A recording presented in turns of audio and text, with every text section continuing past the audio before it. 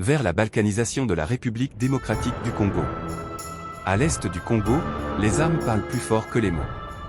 Ce n'est plus une guerre invisible, c'est une déchirure lente, orchestrée, calculée. Le tout dernier rapport des experts de l'ONU met enfin des mots sur ce que beaucoup dénoncent depuis des années.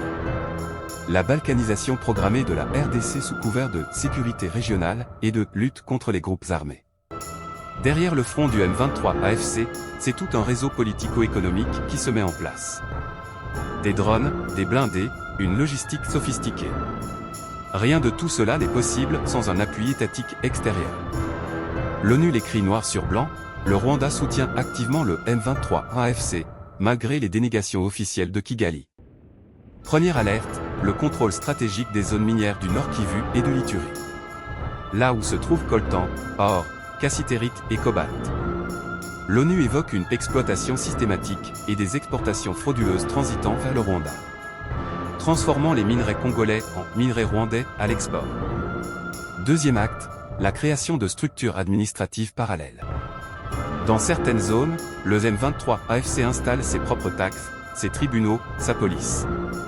Une véritable micro-administration qui fragmente le territoire congolais.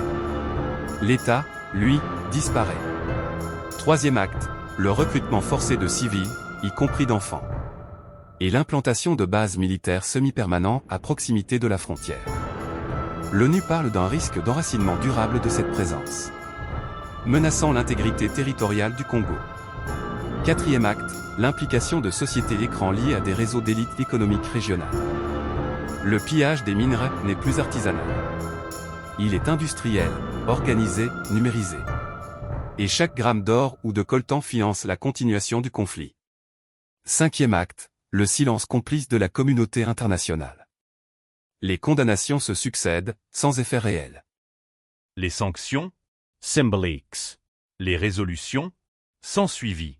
Et pendant ce temps, des millions de Congolais vivent sous les tentes, dans ce que certains diplomates appellent déjà une occupation de fait. Ce n'est plus seulement une guerre de territoire. C'est une guerre de cartes géopolitiques, où le sol congolais devient le champ de bataille des intérêts étrangers. Le Congo se bat pour ne pas être démembré. Le monde, lui, détourne le regard. Que faire selon vous? Merci de commenter et surtout de vous abonner à Large Écho pour votre droit à l'information.